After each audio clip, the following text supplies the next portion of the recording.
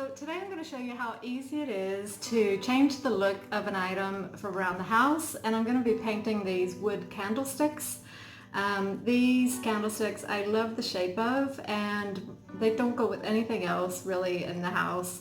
So rather than get rid of them, I'm just going to change the look of them by painting them with a wood and metal oil-based paint. I've used this small tin of paint that costs $2.99 to paint a large mirror, and I'm going to use it to paint these candlesticks. And I'm just going to need a little bit of sandpaper, a little bit of masking tape, and a paintbrush, which I already have.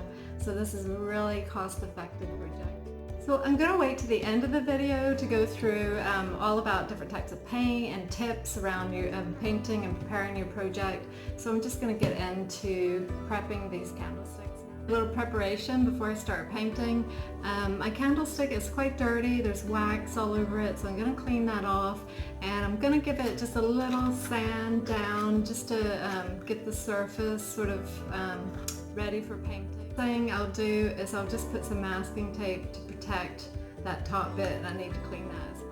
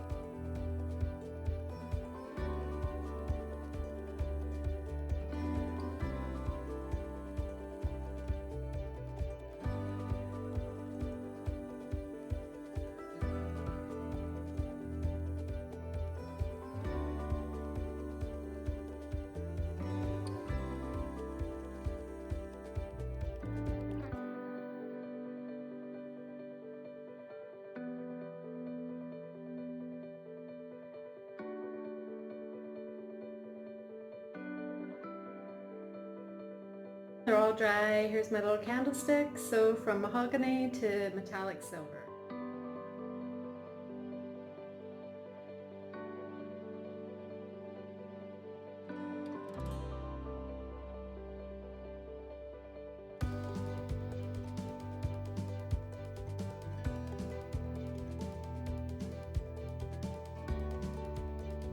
Tip is always read the directions on your can. So it will give you information on whether it's a water-based paint, an oil-based paint, so you know how to clean the brush and handle spills, which might happen. It'll also give you the drying time and how long you should wait in between coats. Most items will require 2 coats.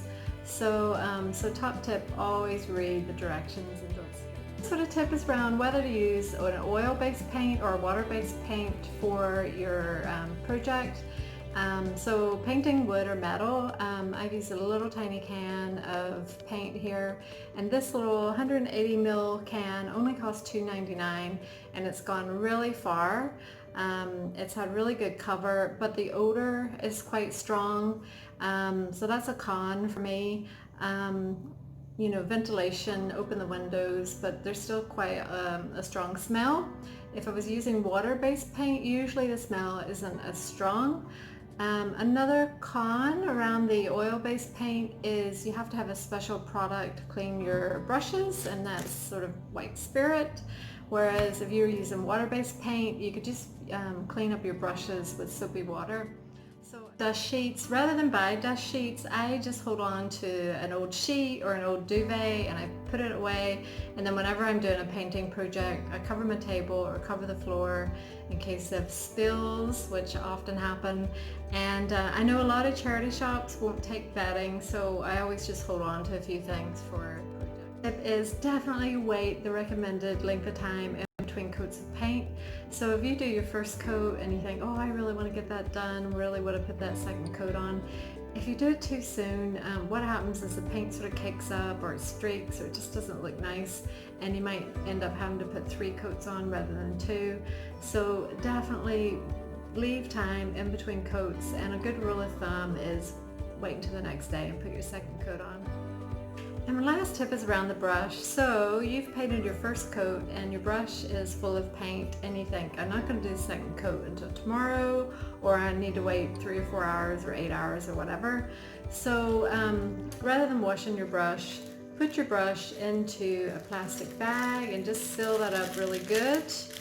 Or if you don't have a plastic bag, use cling film and just wrap your brush really good, and you should be able to leave that for a day or a few days even, and then you'll be able to finish your project without washing your brush. And then when you're all finished, clean your brush, follow the directions, whether you have to use white spirit for oil or soapy water, and then you'll be able to use your brush next time.